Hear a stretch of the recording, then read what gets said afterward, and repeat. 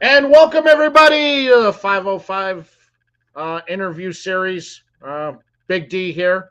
Lots going on, lots of happening. This is the rainy day lounge. The lounge flooded today, so I spent most of the afternoon cleaning up a flooded mess. So yay me. Um, oh, I got so much going on here trying to operate everything all at once. All right. So I think I'm good now. So that flooded out. And then, unfortunately, if you're showing up to see Melanie Cisco tonight, she's sick. Her voice is deeper than mine. And so, probably a good thing that she's not on. But I was able to piece together a show for you guys. One of my co-hosts is no stranger to the show. He's always kind of my go-to co-host when I need somebody. He's always there. And of course, he is the resident artist of the cigar community, the host of the One to One mini podcast project, the one, the only Anthony Cruz. What up? Welcome, my brother. And our second guest co host tonight. If you watch on IG, no stranger to the IG side of things, but he's also a brand owner with a great kind of small roots boutique connection, kind of homely cigar feel with a bunch of friends and groups of guys. And he's put out two banging sticks already. So he's definitely got his work cut out for him on number 3 when that's released. So let's bring in Mr. Kyle Gray of the Kinsua Cigar Club. What up, homie?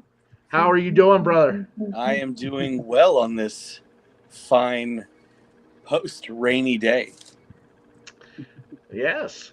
Well, I'm glad to see you. So, Kyle, for some of the newer people who may not be familiar with who you are or Kinsua Cigar Club, I'll hand it over to you to let you kind of explain what Kinsua is and about your guys' brand that you also have.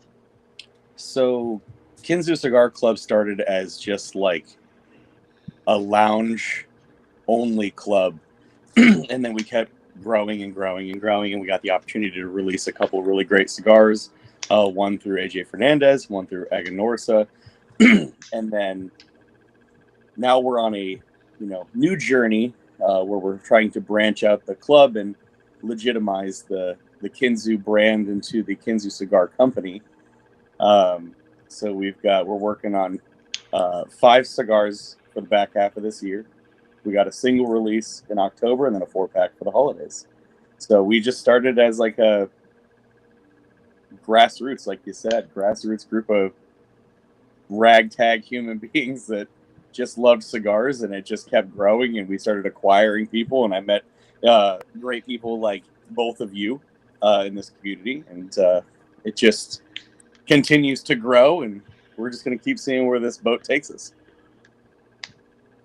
That's pretty dope. That's pretty dope. That is That that is dope, man. I've enjoyed both of your releases that you had. Of course, Ryan and I had you on the Tuesday night show both times. You were Yep. the first. You were the first repeat guest to come on. You dropped a banger right off the bat, and then you topped it with the second release. So now the third release, you got a lot of pressure on you coming. You hit a home run both times up the bat. So are we looking to go 3 for 3? Oh yeah, my anxiety's through the roof. I look calm, cool, and collected, but anxiety ridden inside. That's it. You gotta have the game face on. You always look cool, even if you're screaming in your brain. Right. Now, did you anticipate that the reception from the cigars, both sets that you guys dropped, was gonna be as good as it was? No. We started off as, like I said, it was when we did the first round of testing, we had 8 guys, and then the second round we dropped down to 4 guys, and I think we were just doing it for fun, and we really enjoyed doing it, and it kind of, the more we thought about it after the fact, I was like, wow, like people really like these. Like, why? And so then we were like, maybe we should really put some effort into this now. So we sat down and we kind of broke it down, and I know like, reached out to some other groups and companies to see, how they do their thing, and they were very gracious enough to kind of take us on their journey with them, which I think is amazing. And we've been able to acquire some really good cigars. We've also been able to acquire some really bad cigars.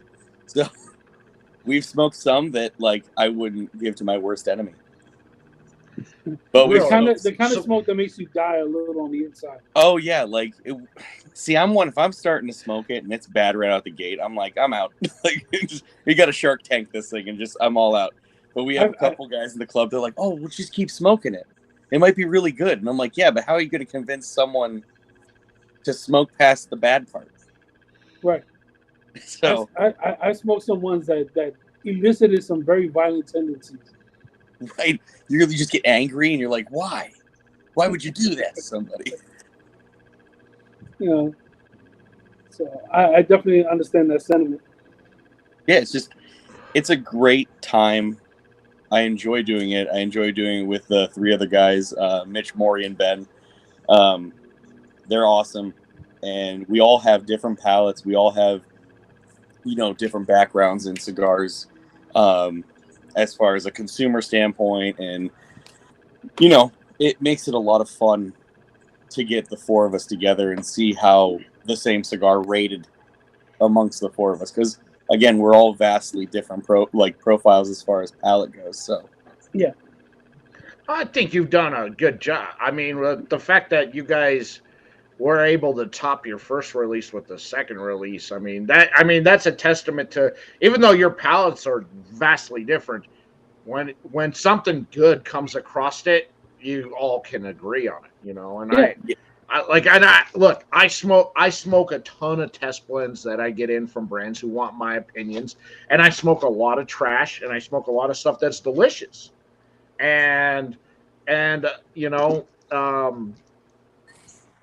the bad ones are bad, and especially when they do a reblend on something that I really liked, and then they send it over to me, and then I go, I don't know what you did to this stick, but it's now trash. It was perfect the way it was before.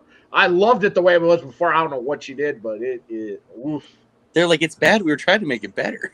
Yeah. It's like, I don't know what you did. I mean, things have to evolve, right? You have an amazing stick, and you say, it's good as it is. Don't mess with the formula. But sometimes you just have to innovate and you have to push it, because you won't stay on top forever. That's just the law of things. Well, you'll just become another good stick because something better has come along. So you push the boundaries, but unfortunately, when testing, you get crap, and that's just part of the process. Well, and that's something that we, the past two we released, we went completely different for each one, and that's why we're trying, for the third and then the 4-pack, we want them all to be very different, especially for the 4-pack, because it'll have 4 different cigars inside of them. Yeah. One to represent each one of us, from the that does all the testing and the kind of it's something that really hits home on our palates. So that's a really cool idea. I don't think I've ever seen that. So that'd be something right. like, and it's some like maybe 2 out of the 3 or something, or out of the 4 or something you like. Maybe you like 3 out of the 4. Maybe you like 1 out of the 4. Yeah. But we wanted it's one of those all encompassing. We want everyone to be able to enjoy this sampler pack and share it with friends, and so it's just some really cool ideas we're churning out. That's cool. P-Row, it's good to see you, brother. That's cool. Good to see you out there. Thank you for stopping in.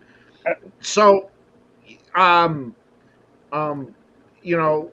there now, have you been are you contacting in some, local being U.S.-based manufacturers and rollers to help you out with the blending process, or are you guys just Are you guys just kind of going where you can get it and how you can get it and trying it from there?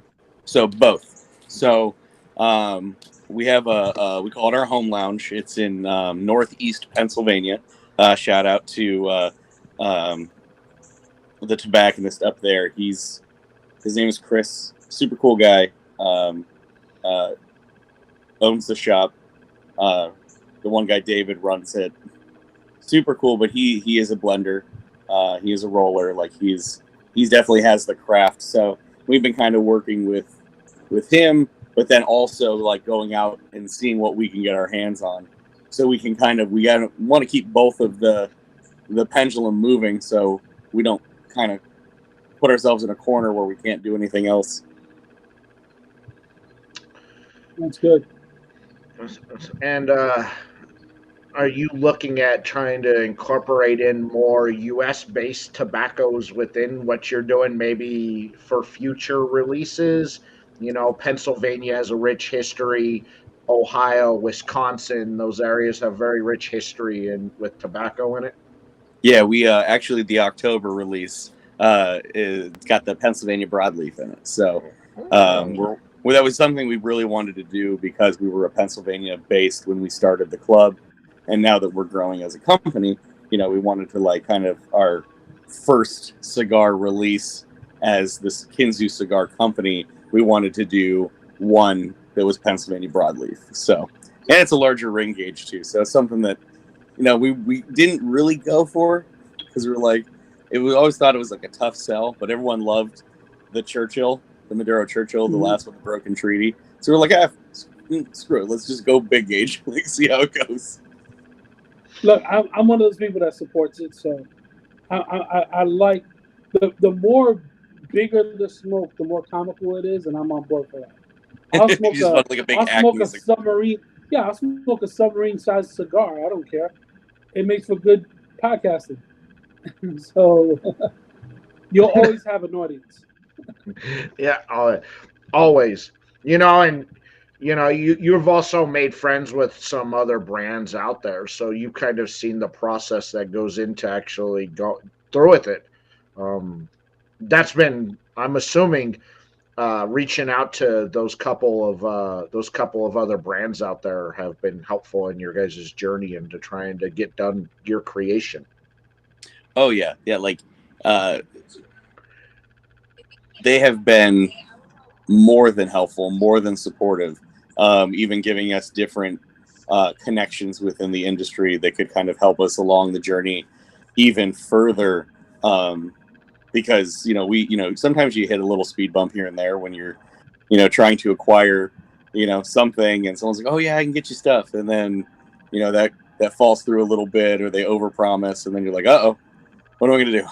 So it was nice to have a few different outlets where this person hooks you up with this person and do a little Zoom call, and then that person gets you in. So it's just this like really cool cascade effect where it's like, oh, well, this person knows this person who will get you this person, then you go to this person, and then by the time you get to the end of it, they're like, oh yeah, that we got a huge factory in Nicaragua, we got a big factory in Dominican, and you're like, that was wild. Yeah. So when you were sitting down talking with your partners, when did it become reality that we can start our own brand and people will actually pay and buy this? I think it was after the release of the Broken Treaty. We kind of had some ideas. We wanted to kind of venture out and do a couple different side projects, and we just kind of rolled the dice. We were like, hey, you know what? I think we got something here, and I think that we have enough recognition that we can start it. I mean, I still feel like we're the low men on the totem pole, but I think it's something that if we do it right, we take the time to make it right, and we don't rush the process, it will come off a lot more genuine, and people will see that we love the product we're pushing out. We're not just like, hey, here's a stick, here's a stick, here's a stick, and just trying to like, and the guys know we're not in this to be Rockefellers and Buffetts. Like, we do it because we like doing it. It brings us joy doing it. And I always tell them, I was like, when this starts to feel like work, I'm not going to do it anymore. Right. And so, I mean, it's a lot of hard work to have to sit there Yeah. and smoke this, though. Yeah, it takes a lot of time, commitment. It's a commitment. I don't know. I mean, it's the kind of work I like doing. You know how much time I could be devoted to artwork if I wasn't smoking these? So I'm sacrificing a lot for this. See, he's sacrificing one craft for another.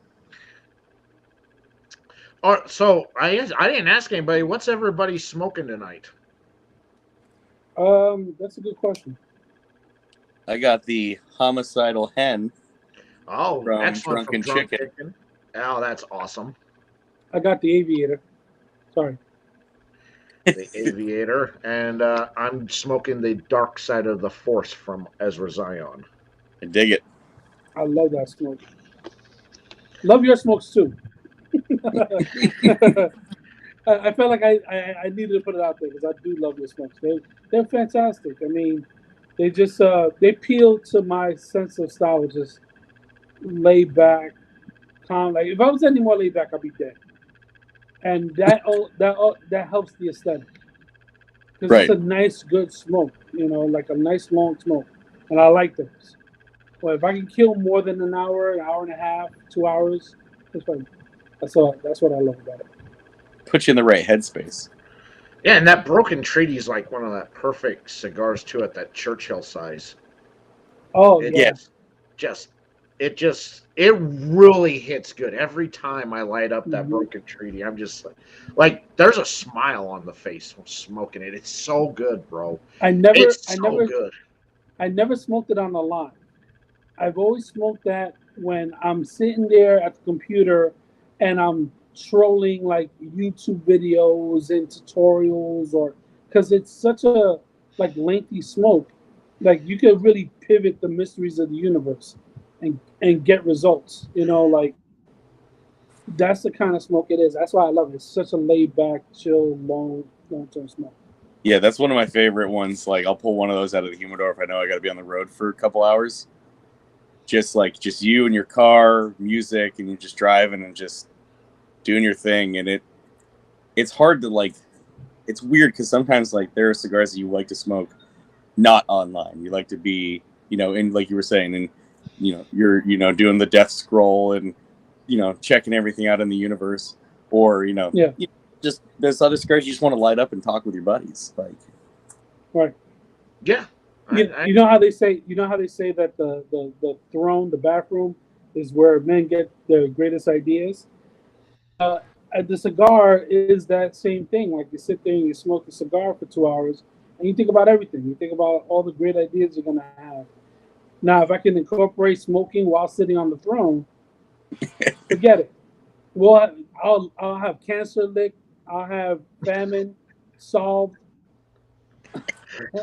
So what you're saying is we just got to get you a good vent for your bathroom. That's it. Done. Wow. Then we just learned something about Anthony tonight. There we go. He's solving world problems over here. This He guy is. over here. And energy crisis? What crisis? I got this shit lit. Everyone, come to my bathroom. I have schematics on the mirror. I can, and I can see Anthony living off the grid. It's possible, man. Some good generators, some solar power, maybe a couple of turbines. I can see it. Off the grid where you're not working, you're just doing your artwork and smoking.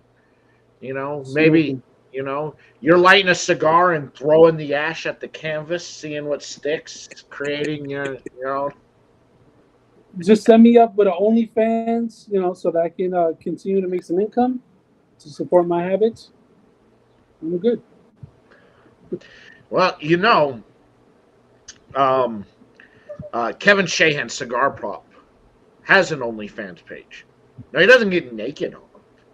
All the content that he posts for free, he posts up on OnlyFans. And there are some people out there that go and buy it and pay to watch him smoke a cigar that you can watch for free, when he posts content everywhere. And then he gets like some people like could you just show your feet and blow cigar smoke into your feet, and I'll give you like $20. Done. The world is a cuckold. But it blew my mind. I'm like, are you serious? I'm like, so you doing exclusive content on all? He's like, no, it's all the same content you can see on all my social media platforms. I just post it up there and charge $5 for it. That's amazing. Oh, that's so amazing. I'm like, well, there you go. I mean, hey, it works. I mean, well, I'm pretty sure. And Anthony, you've got that sexy beard. So I mean, there's actually a term for people who have a fetish for dudes with beards. There's a technical term of it. Yes. Don't ask me what it is because I can't remember it now. It's too many letters slapped together. I think it's called a philophile or something like that. It is something. Oh, look at who's gracing us with her presence out there. Oh, Miss Michelle. Hello, Michelle. Oh my goodness, Miss Michelle. And just for anybody out there, since she popped in, you can catch Raw Cigar Reviews tomorrow night. We will be having Lovely Cigars out of Green Bay, Wisconsin come on. We will be live reviewing the Ain't She Lovely with Miss Michelle as my guest co-host tomorrow night. Tune in 7 p.m. Mountain, 9 p.m. Eastern on my IG live feed. Yes, for the first show without Ryan, I had to go big, and so I had to bring out the big guns and bring on Michelle to co-host with me. That's awesome. Oh, yeah. Awesome. P-Ro, you are right. The internet, wow. Yes. The internet, yes.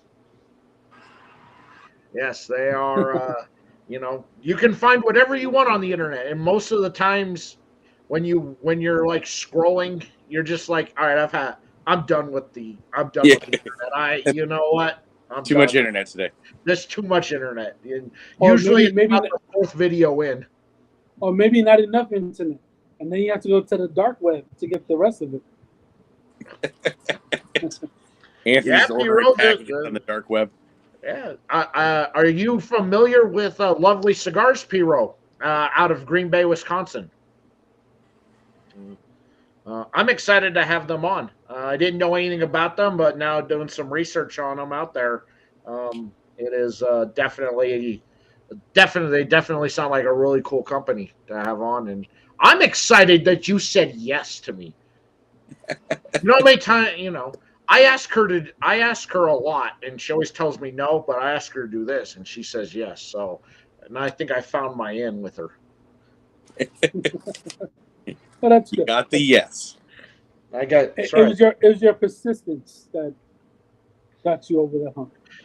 You know what? 20 no's finally equal 1 yes. Yeah. So it just proved that you really, really wanted it. I did. Oh, there you go. The Havana Lounge put them on the shelf. So excellent, man. Well, I'm looking forward to smoking them, man. I'm glad to have on a small, really mom and pop operation of a cigar company coming on. And of course, Wisconsin has such an amazing history with tobacco. For people who are unaware, back in the early days, back in the late 1800s, early 1900s, Wisconsin tobacco was showcased, and it was put in advertisements out there that whatever this is, a Cuban wrapper, a Cuban and Puerto Rican filler, but bound together with tobacco from Wisconsin as binder. Wisconsin tobacco had what was considered the best binder tobacco you could buy. Nice. It's awesome. Look, I mean, I support American industry. It's our country. It's where we live. Why not? I mean, they have so many great things all around the world, but if you get some good quality stuff right here at home, it makes your life a little bit easier. I haven't thought about it, but I was like, if I wanted to make my own cigars, why should I have to travel halfway across the world? Maybe there's some way, somehow, to do everything right here at home. Yeah. Look, she says it's not that. She's just super busy. That's the typical woman excuse right there. I've just been busy. It's not you. It's me. All right. It's not you. Michelle, you are killing it out there. We know you're doing your thing. We got it. But you know what? Like, we're happy to have you. Yeah. Well, awesome, Piro. We're excited. You're gonna smoke along with us tomorrow night. It'll be a really fun show, I think, and it'll be great having Michelle on and having her knowledge and of tobacco and her smarts on there. I always got to counter. I got to have my stupidity has to be countered by somebody who's superiorly smarter than me. It's the straight man, funny man act. That's what it comes down to. You got the straight act, you got the straight one, and you got the funny one.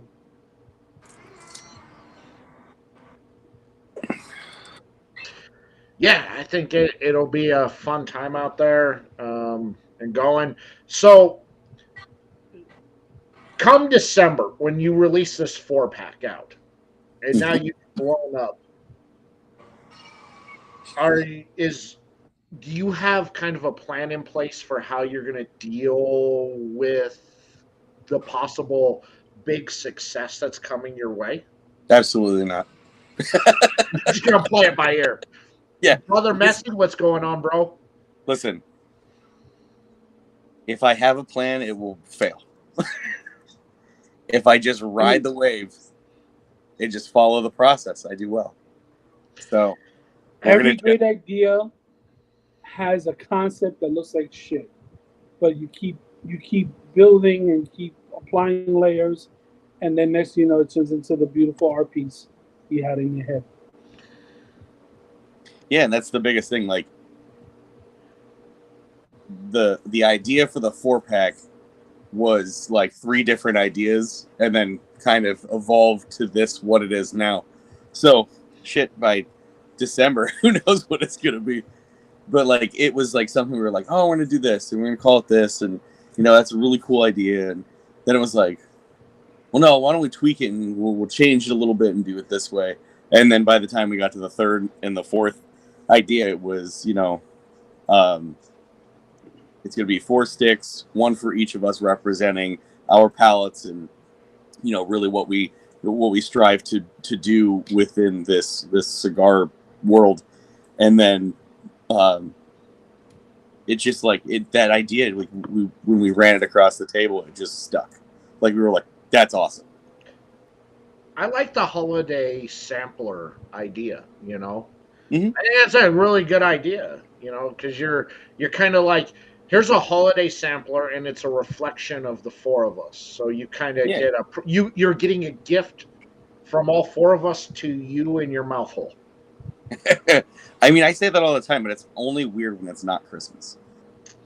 Well, I mean, when you say it to, if you're not saying it to your cigar buddies or your wife, it's just weird. Yeah, because you start getting in trouble, people look at you weird, They put you on a list. I know. What do you say about my mouth hole? What? Yeah, But you can't say that stuff to people in Target. I know. Yeah, I walked up to this lady and I was just like, you know what's a bukkake of flavor to my mouth hole? Security. This man is talking to me. What? What happened? What happened? Yeah. Well, that's good, man. Put these hot sticks in your mouth. Yeah. It makes no sense to anybody else unless you're in the community.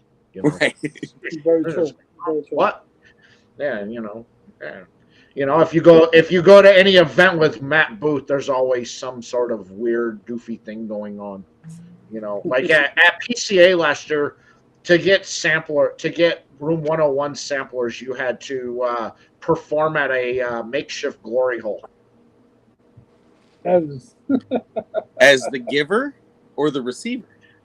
As the giver. They would stick the cigar through the hole, and then you had to do an act with the cigar to get it. So most people just went, they use their mouth, and I'm like, well, that's no fun. I go, I don't know about you guys.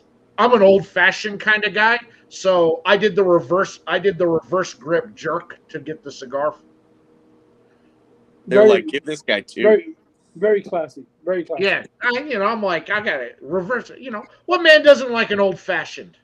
It was there, and then Boothie had like 4 cigars, and then he goes, that was exhilarating, and then he threw them at my face like it was a money shot. You're like, thank you, sir. I would do what I call the aristocrat. You hold it with 2 fingers. You do one of these, and then you wear a monocle. Oh, a monocle.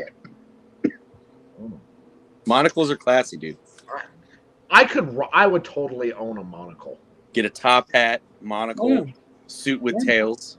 I know. I just got new glasses. So just break now them I'm regretting my decision to buy glasses. I should have bought a monocle. There you go. But would you need 2 monocles? I don't need to see out of one. Okay. You know how hard it is to hold 2 monocles at once? You always get angry. You're like, doesn't that hurt your eyes? Yeah, but you're a fancy man. You're an aristocrat. It's okay. You just it's kind of like if I was rich. I'd probably have somebody. I'd pay somebody to just hold glass in front of my eyes so I could see. I wouldn't wear them. It's like, there you go. Yeah. I hired me a Jeeves to hold my monocle. Yeah, that's right. Yeah, Mortimer, my spyglass. Yes. I mean, that's why we smoke cigars. We all want to look like big industry fat cats. That's right. Yes. You got it. Yeah. My beard covers my jowl, but yeah. I made $1 million on the market. Yes. This behavior is apprehensible. Apprehensible. I've never seen this in my life. I'm so flabbergasted. We just need martinis and say things like, to industry. Just money, money, money, money, money, money, money, money, money, money. Oh, how did you, and how was it today? Bully, good sir, bully. I walked in the street. I saw Tiny Tim. I said, "Get out of my way, poor boy." I kicked that cane out of his hand. Learn how to walk, you bum. Pull your weight, you sycophant. Yeah, that's right. Oh. Just reminds me of the end of Trading Places. Oh. Right. Feeling good, Lewis. Thank you. Looking good, Billy Ray. Randolph Mortimer.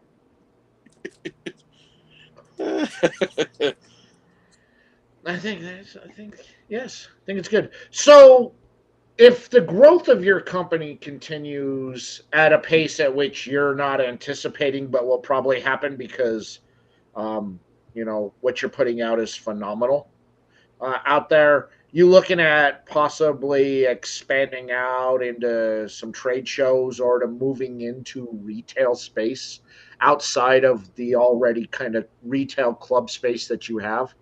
Yeah, so we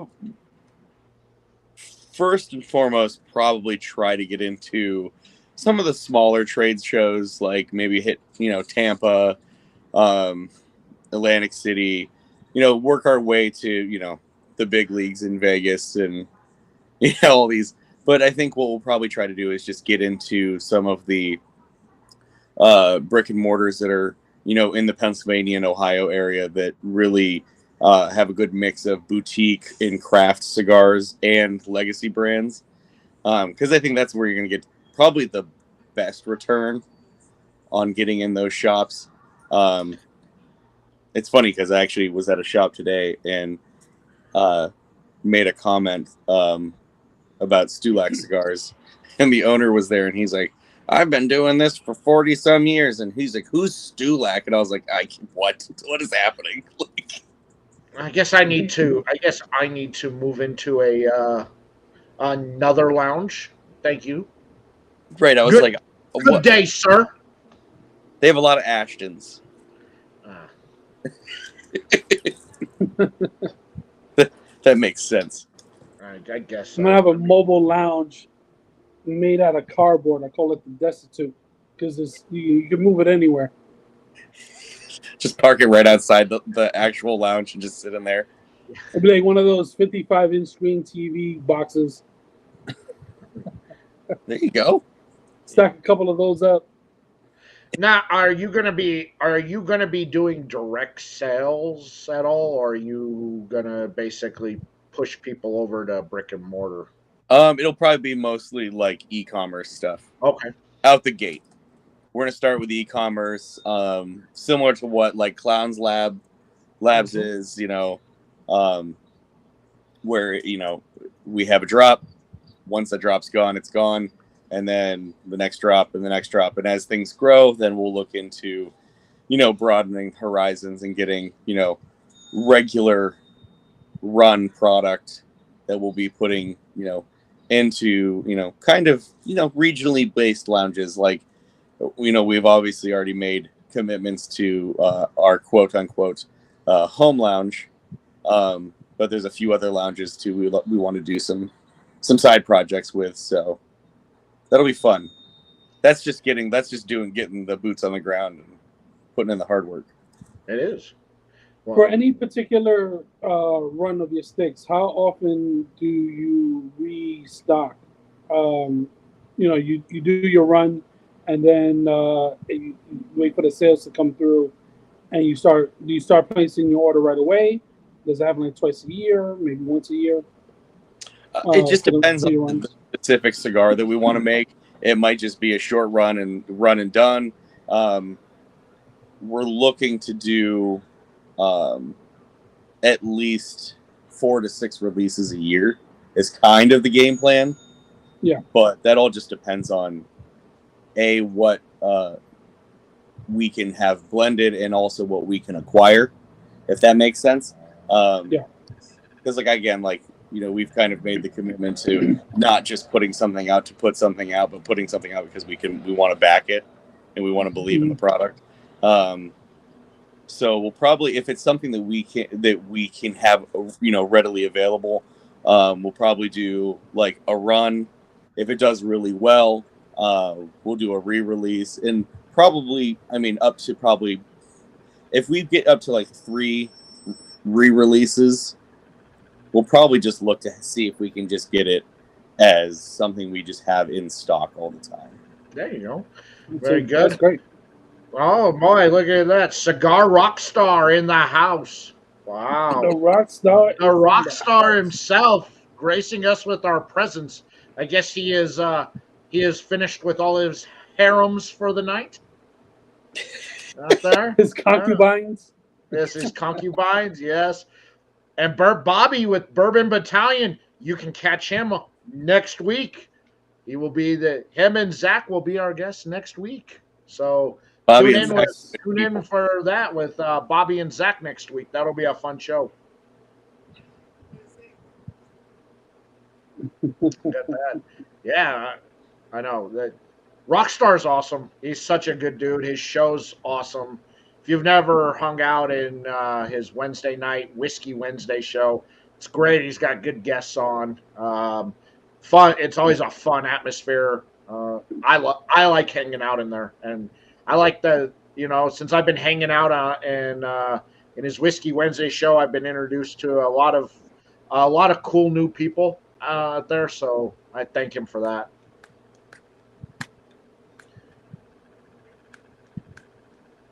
That's awesome. So sticking with the limited single run that you guys are going with. Just I want to put it out there. I do need more broken treaties if you want to continue to stay in that top 10 where you're at right now. I got a whole bunch of them, man. I got you. I would love to try that. I haven't tried that. You didn't try. You haven't had the broken treaty? Oh, it's so good. I keep missing that. Yeah, I keep missing it, and I'm like, and I screamed to them, "Fuck." It's good, dude. It was. Ryan and I rated it box worthy, and then when I smoked it a second time, I said, "This is box worthy," and the third time I said, "I don't know what it is with this third time. It's even better than it was the first two times." Yeah. It's a good Yeah. stick. They're coming up on 2 extra years now of age since a year of age since the release, but we had it shelved for a year before we released it because we really liked it, but we wanted to release our first one, and then we were doing a couple of little projects, and once we sold out of the first one, we wanted to do a really big release. So we got a little bit more left. I think that's awesome though, but you know what blows me away on that stick is that it's an Aganorsa stick, but it doesn't come across with that Aganorsa feel to it. It's not overly farmy or barnyardy like a lot of Aganorsa sticks are. It really it comes across. How do I want to phrase how it comes across? But it does not have the Aganorsa feel to it. Real basically, it doesn't. If you didn't tell me it was Aganorsa, I would never have guessed it was Aganorsa. Well, that's kind of its own identity. When we smoked it, I was like, "Really? Are you sure?" Like, it just didn't like all the other Aganorsa stuff that I had smoked. This is just very different. So it was surprising. It is, but yeah, it's a really good stick, dude. If you guys missed it when it dropped, man, shame. Ryan and I tried to tell you to go buy them all up. Yep, just hit me up. I got some. I got a little bit left. I won't part with all of them, but I'll part with some. So in the October release, now I know you said October release is more so for your guys' the club cookout, but then you're gonna put some up for sale as well. Yeah, we'll have them available online too. So it'll be like so pretty much the smoke out will be like a pre-release. So it's a pre-release, and then once that's over, we'll be able to have them. I don't know the actual number of the actual number of the quantity we have. We have enough though. So, but yeah, I think it's a 6x60 gauge. Ooh. So it's a heavy hitter. Got that nice Pennsylvania broadleaf in it. It's got the blend. The first one we were gonna go with it was good, but it wasn't great. And then we were able to find the larger gauge with a similar blend, but this one just knocked it out of the park. And I was like, okay, has good transitions, got that creaminess to it, that pepper, the dried fruit, a little bit of a coffee-esque taste to it, and just good burn. It was something that was really impressive when we came back to the slightly modified blend and gauge. And maybe it could just be the gauge. The ratios might just be better with a larger gauge than when it was a smaller gauge.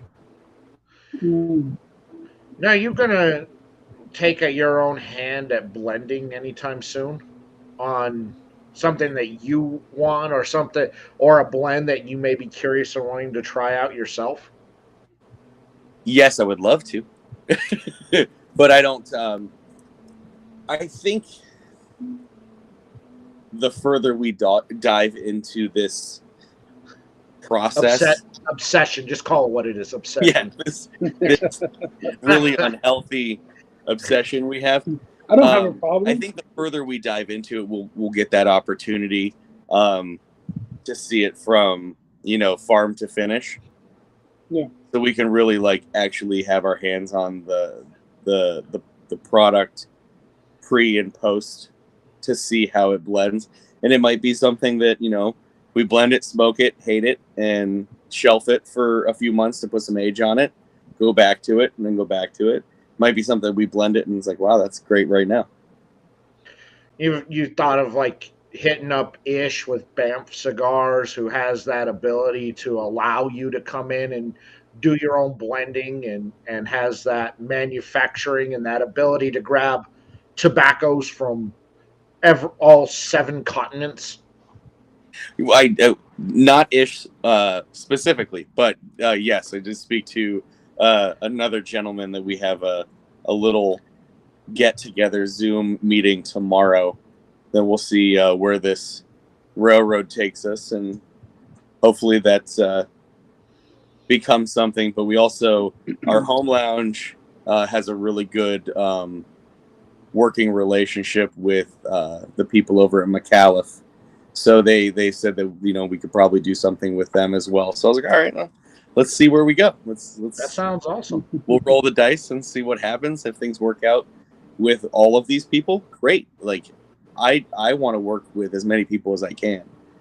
But, you know, if some things just don't work, they don't work. You just keep going back to the drawing board, and what sticks will stick. And as long as we're putting out good product, everyone's happy. And you see right there, that's the attitude to have, because it's such a positive outlook about, and being realistic about things maybe not work out, but just pushing forward and saying, you know what, work, let's try the next thing. This relationship didn't work out, let's try the next thing. Because, you know, that's the true definition of what passion is. No matter what obstacle is in your way, you're going to find the will and the strength to power through and get the thing that you always had up in here out into the world.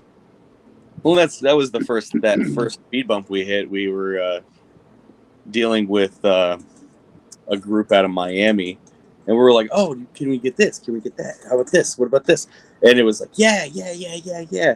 But then, as things were coming in real heavy at first, and then started to, like, it went from like a dozen cigars, like 5 cigars, to like 3, and it's like, yeah. And I think that they overpromised what their reach was, and right. We're trying to do something very specific, which doesn't mean that they don't have great product. It's just what we're trying to do dictates a very specific project. Like everybody, right. If we wanted to release, each of us pick our own cigar to release in this 4-pack. But we all can't smoke the same 4 cigars, because the likelihood, if the 3 of us all smoke the same 3 cigars, we're probably going to pick the same 2 at least. So how are we going to release a 4-pack of 4 different cigars when, you know, all of us like the same 2 cigars? Now, did you smoke through all the other 3 cigars with the guys too, just to see where they were standing on their palate or what they liked for this release? Or are you just going to go in blind and go see where they were standing on their palate or what they... So yes, we are not going to smoke each other's cigars. So each cigar sent out was different. Okay. And that was the kind of the fun part of this little like passion project, is we're 100% going on how they scored the cigar they chose. So it kind of goes to the whole I trust these 3. So your first time having it will be when it's released then. Yeah. That's awesome. See, I like that. That's such different and unique idea in putting out a sampler, is that, you know, being the face of the company out there. I don't know what these other 3 guys picked. They could be trash for all I know, but right. It's what they liked. Yeah. And that was the thing. I was like, if we release a 4-pack and we all have different palates, the likelihood that even if someone buys a single 4-pack and they smoke through and they're like, hey, I like 3 out of the 4, or I like 2 out of the 4. And it's not, you know, we're not doing something that's going to break the bank for somebody. So it's one of those things where I'm like, that's a really cool experience, because they're like, okay, I really like Kyle's blend and Maury's blend, or I liked Ben and Maury's, and I didn't like Kyle's, but I liked Mitch's. It's cool because we're gonna have just varying feedback, which doesn't matter really. It doesn't matter. It's like if it's a cigar that I like, it's because I like it. Like this is more like our gift to what we're trying to do, and then of course back once we hit 2024, we're gonna get back in the game and start doing our releases again, and if this 4-pack does really well, we'll probably kind of circle back and do something similar ish. But I like to come up with different ideas and roll them past the guys and be like, what do you think? Is this stupid? Well, like I said earlier, though, I think it's a good idea for the holidays. Is that hey, us here at Kinzawa are giving you guys a gift. You're getting 4 completely different and unique cigars that are based on the 4 of us and what we like and what hits our palate. So you're getting an express. We're giving you a little bit of each of us in this 4-pack. So you may love them all, you may hate them all, or you may only like a couple of them. But right. but we can guarantee you, based upon how all 4 of us are different, there's going to be something in that 4-pack that's for everybody. Right. And I mean, it's no different than walking into a lounge and being like, oh, I don't even know what to smoke. You grab 4 random cigars you've never smoked before. You might love some, you might hate some, you might that's okay. That's an all right cigar. It's more about the experience and seeing where, like, whose palate do you match up with? Mm-hmm. And then that's like, that'd be like a cool thing. Like, oh yeah, I really liked your cigar. I liked the X, Y, and Z. And it's like, yeah, that's exactly why I picked it, because that's my palate. I got an idea where your palate sits, so I'm pretty sure I'm gonna like your stick. Yeah, it's funny. Like when I smoke with certain people, I'm like, yeah, I'll do it. Yeah, like people who have a very like-minded palate, I'm like, okay. And then I get recommendations from them of the stuff that I probably either never heard of or never even thought to smoke, and I'm like, oh, I'm gonna go out and try that. Yeah, that's I think that's how a lot of us kind of operate in here. Is that I see something that somebody's smoking, and I'm like, I got to try that. But when I find somebody who has a similar palate to mine, and they're smoking something I've never had before, and they're liking it, it's about a 90% likelihood I'm gonna like that cigar too. Right. Right. Yeah, I took a recommendation today at the lounge, and it was a huge miss from the owner. He was like, "Oh, try this. It's new. It's he gave me all the stats on it. I was like, oh, I'll give it a whirl, and I smoked it, and I was like, wow, that was a huge miss. Huge miss. It wasn't like, it's not a bad cigar. It was just boring. Like, it just didn't do anything for me. Now, I say that about everybody raves about the CAO Mortal Coil when it came out. They love it. To me, it's such a boring stick. What you get from the first light is what you get at the very end when you put it down. There's no change. It's just a flat stick, And not that I don't have a problem with sticks that may not go anywhere, but this stick, it was just so hyped up about it that when I smoked it, and it just stayed on this same line. I'm like, it's a boring cigar. It doesn't do anything for me, and so I get it with sticks like that. We've become more accustomed to the changes in cigars over the last couple of years that we kind of look unfavorably on some sticks that don't go anywhere. They just kind of stay. But if they're going to stay, those flavors better be banging. I mean, it better be a party in my mouth that entire, that hour and 15 minutes I'm smoking better be a party the whole time if it's going to stay like that. Well, that was go ahead. I kind of equate it to like food. Sometimes you eat for function and sometimes you eat for indulgence. And I kind of see cigars the same way. Sometimes I just want to smoke. And yes, you will prefer to have the mind-blowing experience every time, but that's just not realistic. I'll smoke an average stick, and I'm completely fine with it. I'm more about the experience of smoking than I am being like blown away and being distracted by the smoke. So, that's smoking for function rather than smoking for indulgence. And sometimes I need my headspace has to be focused on something else. It's like when you're mowing the lawn. You're mowing the lawn, but you're gonna smoke while you're mowing the lawn. You know, yeah, you can pull out a banging stick, but then that's just a waste because now you're pushing a lawnmower across the grass, and you hit a tough spot and you're struggling with it. You're not even thinking about what you're smoking. Right. So I have equal parts of like average sticks, maybe a couple of bad ones because you can't appreciate the good ones without some bad ones. And besides, I like talking shit about a bad smoke. It just brings joy to my life. So I purposely smoke bad smokes just for that function.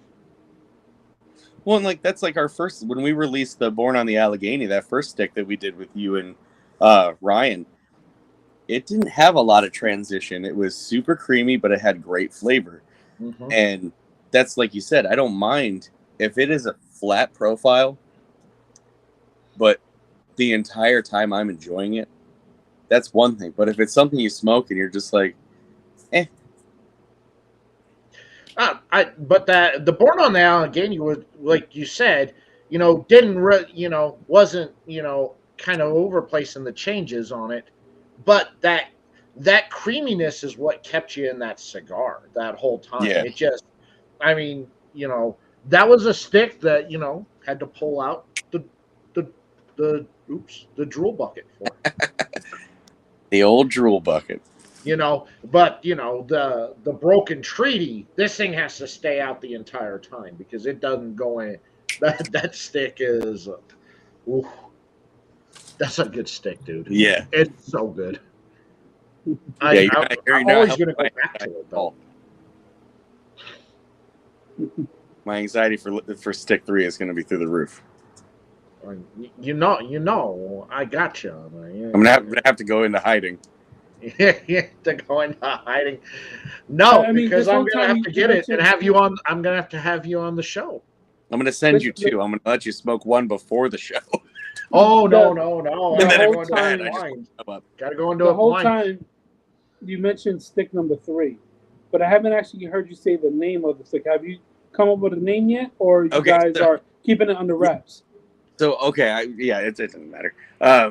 So stick number 3 is a super goofy name. We're calling it the Top Hat and Waffles. Oh, that brings joy to my soul. And because we did a live once on Instagram, I said something, and one of the other guys, it might have been Ben, it might have been Mitch, but they stopped and they're like, "What did you just say?" And I was like, "What?" And they're like, "Did you say Top Hat and Waffles?" I was like, "Why would I say that? That doesn't make any sense." And it just like became this like stupid inside joke. And we were always like, "Oh, Top Hat and Waffles." Like, so the one Maury reached out to a buddy and he drew this cartoon waffle who has a monocle and has a top hat and he's smoking a cigar. And I was like, we have to do a release, but it has to be something that is just such a good cigar. Please tell me that the waffle is square. No, he's round. He's round? Really? Oh my goodness. Because just a square waffle with the top hat leaning over to the side. Maybe that'll be the second release to Top Hat and Waffles. It'll be like Mrs. Waffles. Mrs. Waffles. No, Rockstar wanted to know what's the name gonna look like on the band. It's literally the cartoon of Mr. Waffle with a top hat and a monocle, and he's smoking a stogie. He's got like the Mickey Mouse, the big fat hands. Like, he's fantastic looking. And that's so it's going to be a round. Wait to try this cigar. The round medallion style with the thin that goes all the way around. We'll have our QR code on it like we always do. I will get a goddamn top hat and a monocle and smoke that shit on the live. Well, that's what so I was like, when we release this, should we all just get top hat and monocles like for the release? I would totally do that on a live. And then we go back to the holiday one, which we're calling the Pillars. And we took images of each of us and we threw them into one of those AI art creators, and we all kind of came like, we're like, hey, this is what we're gonna. I want to use this one. I want to use this one. I want to use this one.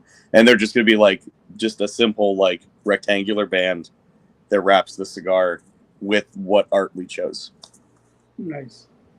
I say. So you're not gonna actually put like your guys' face on the band to go. Oh no, it's our this face. is the Kyle.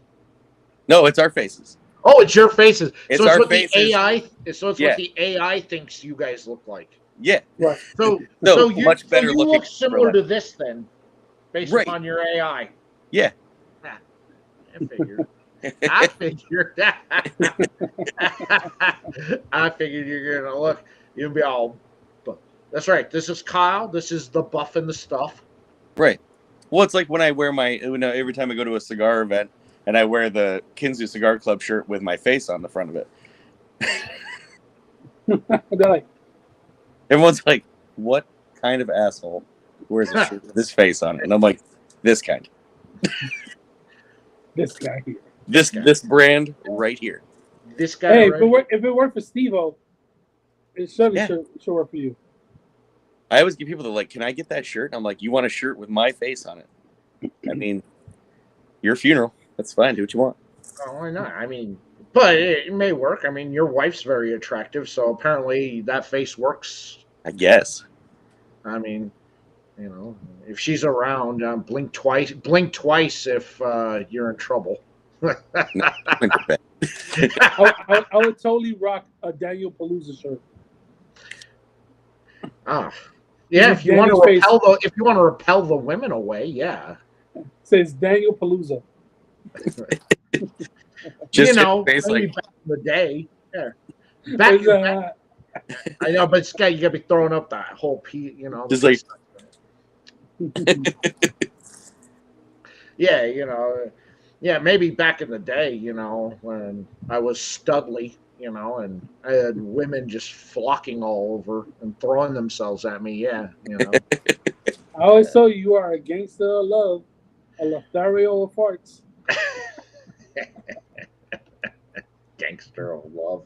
No, not anymore. I haven't found that woman who's reached desperation level yet. you're not hanging out at enough book clubs.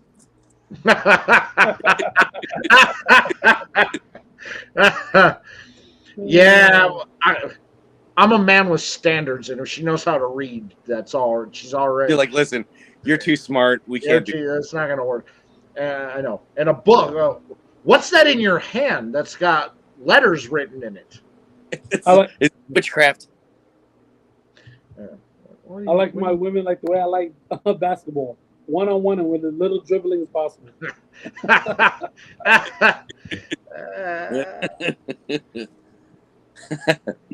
Little dribbling as possible. One-on-one. Oh, so we do the. So we just running up and down the court with the ball in our hand, scoring. Exactly. Football. Doing the Heisman pose with the football. It's like football and basketball together. Oh my goodness. That's funny. Yeah. She No. thought No, polypeptide was a toothpaste.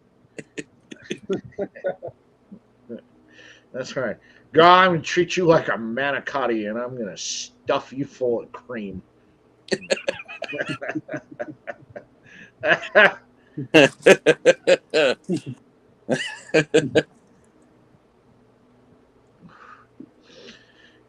But then I got to deal with what's a manicotti, so I don't have to explain myself. Like, forget it. Yeah, forget it. Look, just you know, be picky as you always are, and you'll find the right one. Like a midget at a urinal, just be on your toes. No. No. Look, I had an opportunity a few years back to hook up with a little person there. I ended up bailing because I saw her Vienna sausage fingers and it creeped me out. You got nervous. No, it just creeped me out seeing those. I'm like, oh my God, she's got Vienna sausages for fingers. You would have That looked just- huge in her hand. I know I would have. I trust me. I was like all prepared with the Captain Morgan pose and everything, but those fingers, I was creeped out by it. I'm like, I gotta see regular sized fingers on a woman. I'm sorry. I mean, not putting ketchup on a steak and regular sized fingers, and not having a dick. Those are kind of the 3D, Man, anything else I'm open for, but those You- are kind of the three things. You got the weird deal stand- killers. Yeah, the deal killers. Look, so the steak, I was talking to this I can girl. agree with you. I was talking to this girl, and we like totally were connecting and vibing. Weird sense of humor, like me. I'm like, dude, I'm digging this girl. So I asked her out, and she goes, "Can we get steak?" And I was like, "Yeah." I go, "Where's a good steakhouse in town to eat?" And she's like, "Well, can we go to Fort Collins?" And I was like, "Yeah." So I make a reservation at a fancy steakhouse. Hmm. I pick her up. We drive down. We're laughing the whole time down. And I'm just like, dude, I'm like totally into this chick. I go, I think I'm going to have to drop you off in front because Friday night downtown, there ain't no way we're going to get a parking spot. But right in front of the restaurant, oh, Meant to be. damn. I was like, damn, dude, somebody's looking out for me tonight. We ordered drinks. We're having, laughing. They bring the steak. This steak you could cut with a fork. And she goes, "Can I get ketchup, please?" And I laughed because I thought she was fucking around. The waitress laughed. And she goes, "No, can I get ketchup, please?" And I was like, "But you don't have anything that requires ketchup." And she goes, I like ketchup on my steak. And I all of a sudden, any feelings of vibe I had, whoop. And then I watched her put ketchup on a $50 piece of meat. And I was done. She was probably a serial killer, and you saved your own life. And Listen, dude, that level of trashy girl you should have held on to. I was mortified. Like I was She would have embarrassed. let you do stuff. Oof. I was embarrassed. Involving Like I ketchup? saw the waitress. The waitress was mortified. And I was just like, oh my God, they're going to throw us out of this steakhouse because of what you did. The drive back, the 40-minute drive back, dead silence. I drop her off at her house. She goes, "I had such a great time. When can I see you again?" And I said, "I can't see you again." And she goes, "What?" And I go, "You ruined that steak with ketchup, and I'm just not going to be able to get over that." And I drove off with the door to my truck still open. It didn't shut till I took a corner. You're like, you know what? I'll risk the door getting ripped off. Yeah, I'm like, yeah. I got to get out of this. Wait, quick question, backstory. Was the waitress cute? Yeah, she was all right. You could have just like subbed in. I wish I could have tagged her. I'm like, you guys got to switch spots here. I can't, Do you Yeah. want to sit down and have the not ketchup steak? Yeah. So, yeah. And then she texted me. She's like, we have a real connection. You're really going to end this because of ketchup. I was like, you ruined a $50 steak. And I'm never going to be able to get over that. And she goes, well, if it's about the money, I'll give you the money. I go, it's not about the money. It's just that I'm never going to be able to get over that. Listen, if you were raised to put ketchup on steak, I don't want to meet your parents. And I was just like, I couldn't do it. You're And then now. from there, it was just disaster. Like, it was a string of disastrous dates after that. Like, they were bad. I think you set yourself up for some bad karma. No worries. And so, And now you're that person's story. Like she goes and tells, I once Yeah. went on a date. He was great until he drove off because I put ketchup on my steak. and Yeah, if she tells that story to anybody else and they don't walk away from her, there's a problem with those people. Listen, if she puts ketchup on her steak, the people in her inner circle are also garbage. So, Yeah. So, like, It they was all like- run together, sir. and then I go out on this date. And it was like February 2020, like right before COVID took off. It was around, you heard about it, but it wasn't. Yeah. So I'm looking at this girl and I'm just like, what's wrong with her? I'm like, there's like something, I can't figure it out. And now I'm like, am I in my own head? Because I've had such bad dates recently. Am I in my own head? There's just something's just not sitting right with me. we're eating, and out of nowhere, she goes, "So you're cool with me being a chick with a dick, right?" Well, I was unaware that's what this. Well, I was cool with it till I found out. Yeah, I mean, kudos to her for telling me before things kind of may have gotten serious, and I'm like, oh, whoa, that's not supposed to be there. But now I've already committed this far, so right, you can't just stop. You got to. You can't stop. I mean, that'd be rude. Fool me once, shame on me. Fool me twice. Well, I guess I like to suck dick, but it's just I was like, oh, I didn't know that's what this was. So then we leave the lunch, walk out. She goes in to give me a kiss, and I did the whole head turn, so she caught my cheek.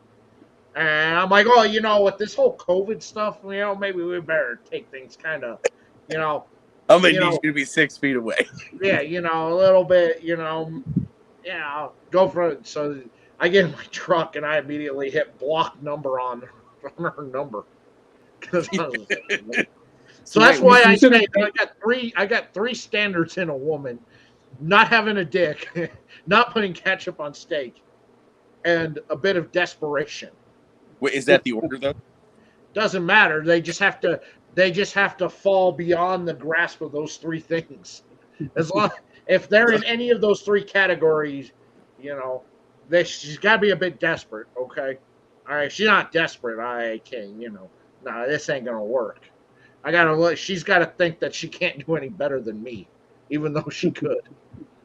So wait, what was the pinnacle bad date? Was it the going on the date with the trans woman, or the ketchup on the steak? I think it was a different date. So I texting back and forth with this woman, and so I'm looking at her pictures, and I go, she's not bad. She's in her mid-40s. She looks pretty good. It'd get people off my back about going out with women who are 21, 22 years old. All right, going out with an age-appropriate woman. First off, all right, because I got trashed. I got trashed for taking a girl to prom when I was 34 years old. Wow. I'm like your prom days got crow's feet. All right. So did you bring your dad? So is that your parole officer? So I was like, you know what? I'm like, I was like, she's not bad. She looks pretty good. All right. And I go, well, I'm in town. I go, I'm in town. I told her I was at. She's like, well, I like Puff Chang's. And I was like, all right, let's go to Puff Chang's. So we went over there, and I got my phone out. I'm like looking at the door, so I could see her when she came in. Right. And then I hear Dan. And so I thought it was the hostess. I go, oh, man, they already got the table ready? All right, cool. So I stand up, and she goes, Dan. And I looked at her. She goes, it's me, Tanisha. And I looked at my phone. I looked back at her, looked back at the phone. I turned my phone to her, and I go, did you eat the woman in this picture? Oh, wow. Just right in public. Just had to kill her like that. Oh, my God. And then she's like, I knew you weren't going to like me. I go, well, no, you lied to me. I go, first off, I asked you how old these pictures were you sent me, and you said within a year. She goes, well, they were taken within a year. You didn't say, I didn't know I had to ask what year they were taken in. I just figured they were recent photos within a year. It was a photo that was taken during a year. Exactly. And she proceeded to order every appetizer on the menu. Wait, you stayed? You didn't pull I have to go to the bathroom and then cut through the kitchen and go out the back door? No, he's a gentleman. I did go to the bathroom, and it did cross my mind that I should bail and leave her with the bill, but I didn't. I stayed. But it was very uncomfortable because she insisted that we go because I drove all the way over here, so I mean, you gotta, I'm gonna eat. And I was like, yeah. What's up, Yeah, Eddie? You're How also you doing? gonna pay. Yeah, she's like, I drove all the way over here, so I'm gonna eat. And I was like, well, I am kind of hungry, and it is a 45-minute drive home, so I just didn't know she was gonna eat the entire menu. No wonder she ate. No wonder it looks like she ate the woman in this picture. Oh man. I mean, Fuck. Is let there? me guess. Let me guess. The selfie was from up top looking down. No, she had like full body pictures she sent me. Really? But again, they were like 10-year-old pictures. They're like, all right, how much did you possibly eat in a year? Yeah, she was probably 4+ bills. Wow. No joke. Like I'm like, oh, and I went out with this one girl, and we're eating, and I go, I don't know, dude, this guy at the bar, this guy at the bar keeps looking at me like weird. I go, and she's like, don't make it obvious you're looking. Just, it's the guy in the red shirt. And she goes, oh, that's just my husband. He likes watching me out on dates. I have a very similar story. I had a Tinderoonie, and we met for just a couple drinks and some snacky food. And the lady's like, "Oh, hey, I can't stay very long." And I was like, "Oh, okay. Like, what's just something come up?" And she's like, "Well, no, my ex-husband drove me here," which I just died laughing. That was the best thing someone ever said to me. So I knew right out the gate, like, this wasn't going to be like a serious time. So I just fucked off the whole time. And then my friend showed up at the same bar. And I was like, hey, I'm going to go say hi to my friends. And when I came back to the table, she was gone. her ex-husband took her home. Her ex-husband was sitting in the parking lot waiting for her. He was waiting for her to walk out with you so he can give her the thumbs up or thumbs down. Can I go home now? Game of Thrones. Yeah. Yeah, the last, and then one of the other disasters, we went out, she spent the whole time talking about her ex. She still hung up on him. How great. Doesn't matter. Like, every time I tried bringing up something to talk about, she kept going back to him and how great he is at that. And I'm just like, so I drop her off at home, and she goes, you want to come upstairs? And I'm like, I don't think so. I go, I think you're a nice person. I'd hang out with you, but you're still hung up on your ex. And, I think you need to take your time before getting back out there again, and putting yourself out there. Yeah, once you can get to a place where you're like over him, I think you'd be good. But I think you're a cool person. I'd hang out with you. And she goes, you don't want any of this? You some sort of faggot? Apparently so. You're like, well, no, but I definitely don't want any part of you now. No, exactly. You seem like a really awful human being. Yeah, also, you shouldn't yell that at people. I bring it, and didn't matter what I brought up. He was the best at doing it. And I'm like, yeah. I'm gonna go up and plow you so you can tell me how great he is at that. Just halfway through, she just whispers, she's like, my ex does it better. He does it like this. Yeah. I can't wait to tell him tomorrow how subpar this was compared to him. I was with a man last night, and he was terrible compared to you.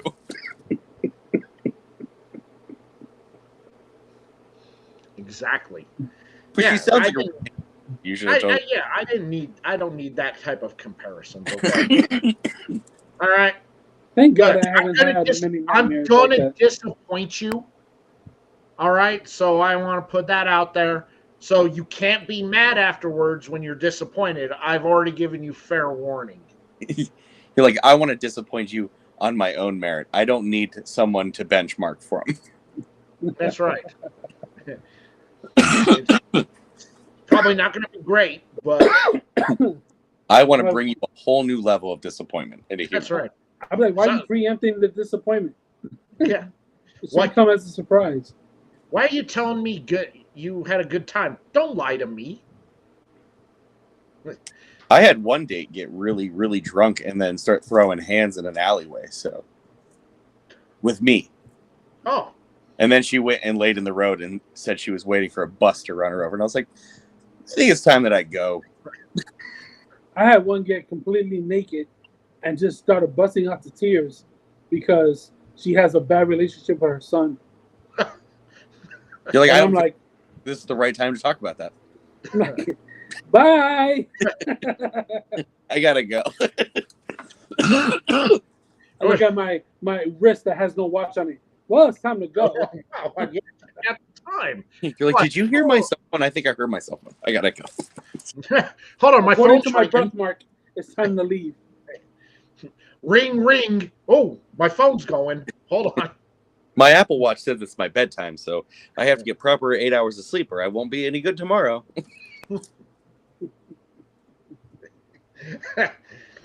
Oh my goodness, yeah. Yeah, some bad. Yes, I had that string of bad dates, and I just, and then I kind of gave up after that. You're like, maybe it's not for me. Maybe I should just do my own thing. He tapped out. He was like, no mas. No mas. I'm gonna start building things out of Legos now. No, no, I ended up doing another obsession after that. So, getting dug deep into it. T-guards. Hey, listen, you could have picked worse things. That's right. I was worried, I already had the channel going at that point, and I was taking pictures, but that kind of pushed me into doing more content than what I was already doing at that point. I just was like, you know what, we're there. Then you had, everything shut down, although I had to show up to work because I was an essential employee. So, which Yeah, is dude. bullshit. People need that notice. This bullshit. Why can't I work from home? Well, how's the thing's going to get fixed if you're at home? Okay, we'll send them the stuff and I'll walk them through it. Yeah, exactly. I'm like, all right.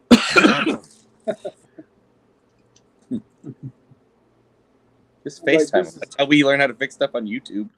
Yeah. I mean, I call people already, so I mean, I can walk them through the basics. But yeah.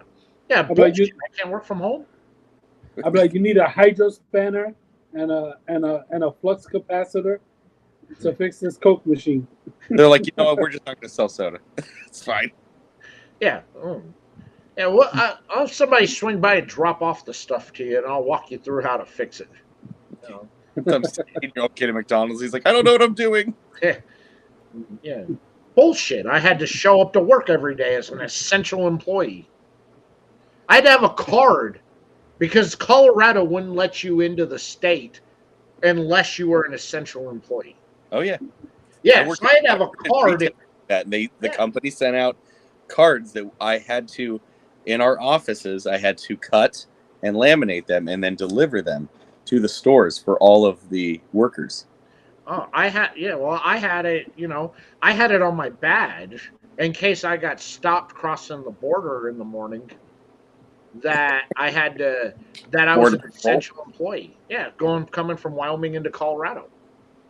I would have had so much fun. I would have Colorado so much fun with that. I'd be like, do you know how important I am? You know how many Coke machines around this state that are going to shit because I'm not there? You asshole with a badge. You're holding me up. But it was kind of.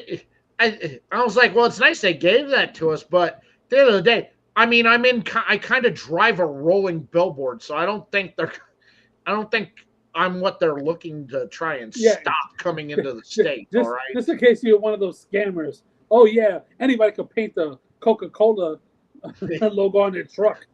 Everybody can pay. Yeah, who else is gonna ride in a rolling billboard? They pull you over there like, state your business, sir. Yeah. But I saw the police. They always had checkpoints set up and everything, and if you did not have legitimate business to be in Colorado, they were turning you back around to Wyoming. I'm like, don't you know who I am? I'm essential. Yeah. I'm an essential employee. Yeah.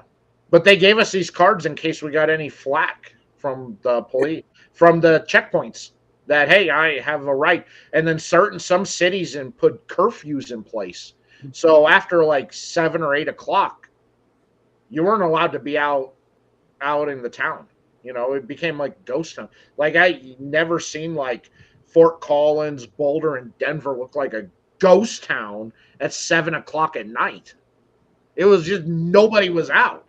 But there were curfews in place. But again, I'm in a rolling billboard, so who's gonna tell me you can't be out and about? I mean, I got a shirt on that says Coca-Cola on it. So checkpoint. Like, can I see your card? Like, hey, fuckface.